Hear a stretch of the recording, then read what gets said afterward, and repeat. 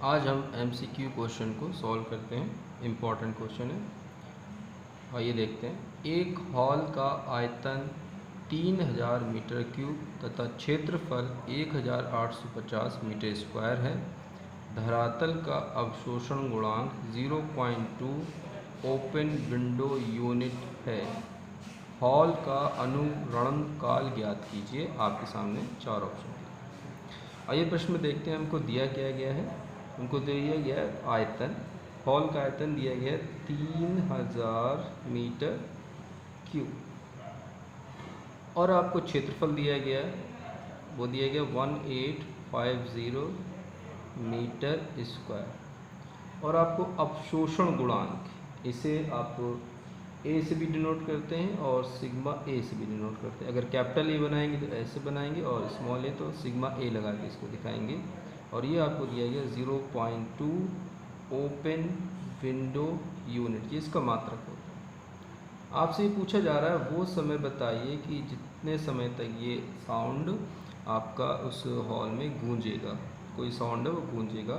तो इसके लिए हम लोग सेबाइन का एक सूत्र का इस्तेमाल करते हैं। T इक्वल टू होता है हमारे पास 0.165 V whole upon sigma A into S. ठीक है, ये वैल्यू जब हम इसमें रख देंगे फार्मूले में तो हमको आंसर मिलेगा 1.33 सेकेंड, यानी हमारा ए ऑप्शन ठीक है। ठीक है, नेक्स्ट क्वेश्चन की तरफ चलते हैं। नेक्स्ट क्वेश्चन हमारा ये है कि पराश्रव्य तरंगों में बहुत अधिक होती है। तो हम लोग को पता होना चाहिए पराश्रव्य तरंगों में सबसे ज़्यादा जो होती है वो ऊर्जा होती है, यानी पहला ऑप्शन हमारा यहाँ पे ठीक है। अब बात आती है, यदि एक सरल लोलक मुक्त रूप से गुरुत्वाकर्षण बल के अंतर्गत नीचे गिर रहा है तो उसका आवर्तकाल क्या होगा। बेसिकली हम लोग आवर्तकाल के लिए फार्मूला यूज़ करते हैं 2π√L/g। अगर कोई वस्तु मुक्त रूप से गिरेगी तो इसका मतलब ये है कि वहाँ पे g बिल्कुल शून्य हो जाएगा और इस कंडीशन पे T/√L/0 यानी अनंत हो जाएगा, यानी ऑप्शन आपका सी यहाँ पे ठीक है। आगे देखते हैं कि यदि एक पदार्थ का क्रांतिक कोण 30 डिग्री है तब इसका अपवर्तनांक क्या होगा। आपको क्रिटिकल एंगल दे दिया गया है, यानी क्रांतिक कोण 30 डिग्री और आपसे उस पदार्थ का अपवर्तनांक पूछे। क्रांतिक कोण और अपवर्तनांक में एक रिलेशन होता है, हम जानते हैं 1/sin IC बराबर म्यू। यहाँ पे वैल्यू पुट कर देते हैं 1/sin 30 डिग्री, यहाँ पे हम लोग इसकी वैल्यू पुट करते हैं 1/sin 30 degree and mu. sin 30 की वैल्यू आप जानते हैं, आपके पास वैल्यू होती है sin 30 की 1/1/2 इक्वल टू म्यू। अगर इसको हम रिवर्स करेंगे तो 2 इक्वल टू म्यू आ जाएगा, यानी जो पदार्थ आपको दिया गया है उसका अपवर्तनांक 2 होगा, यानी ऑप्शन बी इसका बिल्कुल सही है। अब देखते हैं कि ज्यामितीय आकृतियों का बनना निम्न में से किसके द्वारा संभव होता है। तो इसमें बहुत ही सिंपल है, व्यतिकरण। व्यतिकरण क्या करता है, ज्योमेट्रिकल डिज़ाइन बनाता है, जो बाकी टेक्सटाइल वगैरह तमाम जगह कंपनी में इसका यूज़ किया जाता है। नेक्स्ट क्वेश्चन की तरफ चलते हैं कि डबल स्लिट वाले प्रयोग में किस रंग के प्रकाश के लिए फ्रिंज की चौड़ाई न्यूनतम होगी। देखिए बहुत सिंपल है, सबसे ज़्यादा जो तरंग दैर्घ्य होती है वो लाल रंग की होती है और सबसे कम तरंग दैर्घ्य जो होती है वो बैंगनी रंग की होती है। तो जिसकी तरंग दैर्घ्य कम होगी उसकी चौड़ाई भी कम होगी, यानी इसका ऑप्शन ए बैंगनी बिल्कुल सही है। नेक्स्ट क्वेश्चन की तरफ चलते हैं। नेक्स्ट क्वेश्चन हमारा है कि 3 संधारित्र प्रत्येक की धारिता 2 फैराड श्रेणी क्रम में जोड़े गए हैं, परिणामी धारिता क्या होगी। तो हमको यहाँ पे पता होना चाहिए कि श्रेणी क्रम में प्रतिरोध कैसे जोड़े जाते हैं और समांतर क्रम में प्रतिरोध कैसे जोड़े जाते हैं। आइए इसको सॉल्व करते हैं। 3 प्रतिरोध हैं और तीनों का मान 2 फैराड है, तो श्रेणी क्रम में इनको जोड़ा गया है। तो इस तरीके से हम इसको जोड़ेंगे, आधार समान होता है तो आगे न्यूमरेटर को जोड़ दिया, तो ये आएगा आपका 3/2। तो आपका जो परिणामी संधारित्र आया वो 3/2 F आया है। बस यहाँ पे आपको थोड़ा सा और दिमाग लगाना होगा, क्योंकि 3/2 ऑप्शन में भी होगा, लेकिन ये जो आंसर है ये भी पूर्ण आंसर नहीं है, क्योंकि ये 1/c का आंसर आया है। अगर हम इसको रिवर्स कर देंगे तो ये हो जाएगा 2/3F, यानी आंसर हमारा सी वाला बिल्कुल सही है। आप बिल्कुल भी हड़बड़ाहट में अपने आते हुए आंसर को गलत ना कर दें, इसलिए बहुत सावधानी से ध्यान रखें।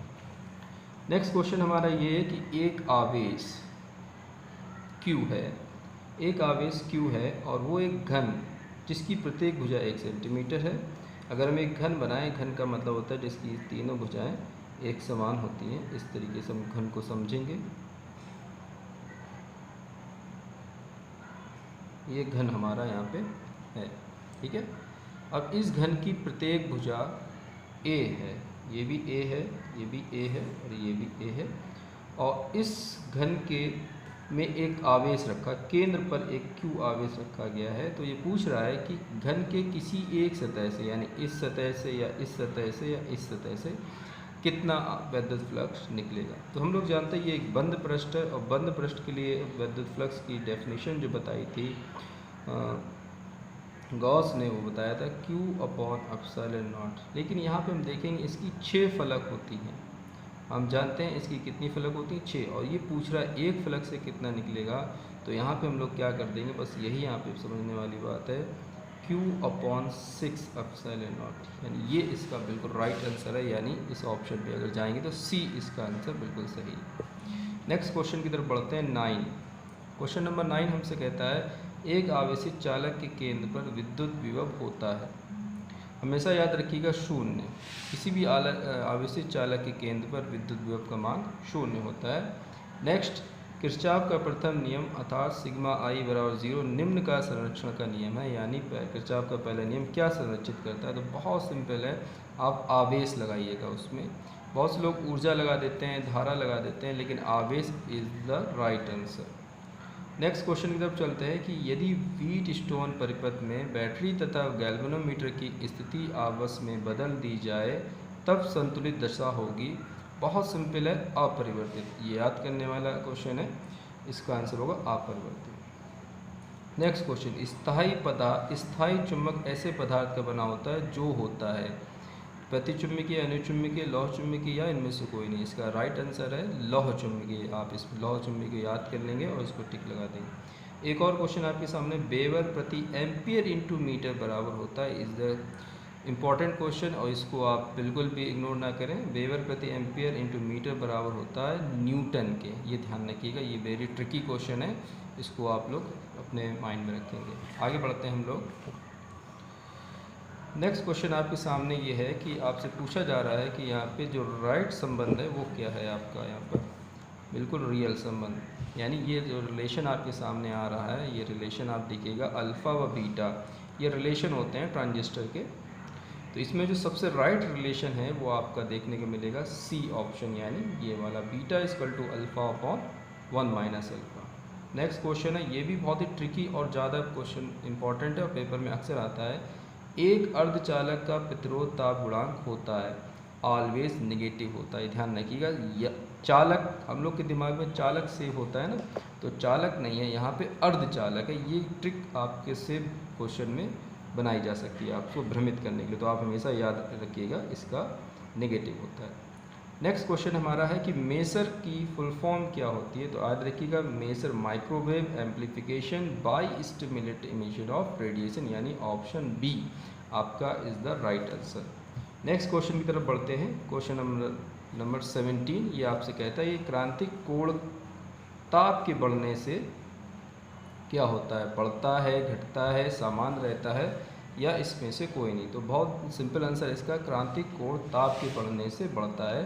The right answer is a. Next question की तरफ चलते हैं। अनुचुंबकीय पदार्थ की चुंबकशीलता की परास होती है। देखिए बहुत सिंपल सा है, अनुचुंबकीय परास हमेशा 1 से अधिक होती है, ठीक है।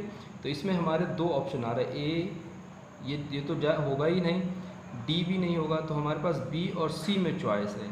अब देखिए यहाँ पे एक लिमिट आ रही है, ये कह रहा है कि 1 से भी बड़ा होता है, 10 से भी बड़ा होता है। ये तो सी वाला तो बिल्कुल रॉन्ग है। तो कुल मिला के आपको B option is the right option.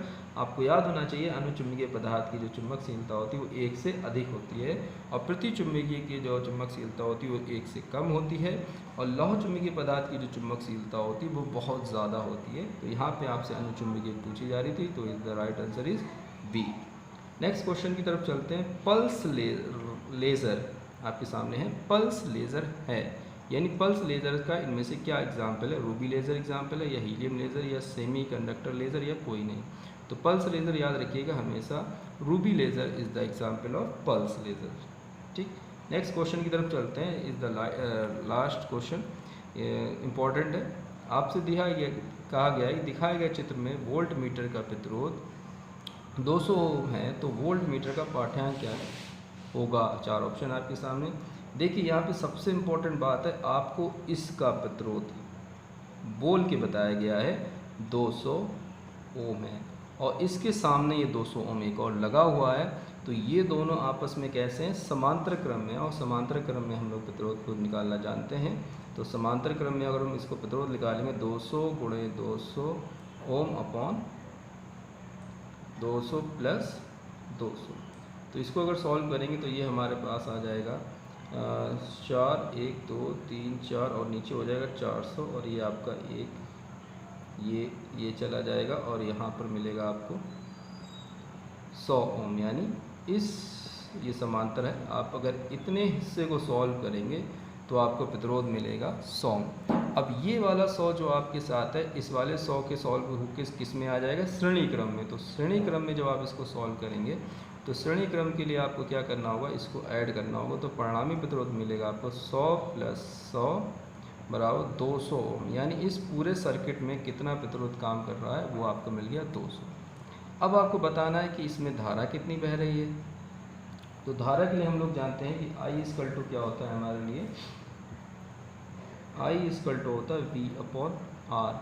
V आपका दिया गया 3 वोल्ट और R आपने निकाला 200। तो ये तो आपकी आ गई है धारा जो इस सर्किट में फ्लो हो रही है। अब क्वेश्चन हमसे ये पूछा जा रहा है कि वोल्ट मीटर का पाठ्यांक यहाँ पे क्या होगा, यानी ये जो वोल्ट मीटर है ये इसको कितना शो करेगा। ठीक है, तो हम लोग अच्छी तरीके से जानते हैं। यहाँ पे अगर हम लोग इसको सॉल्व करें,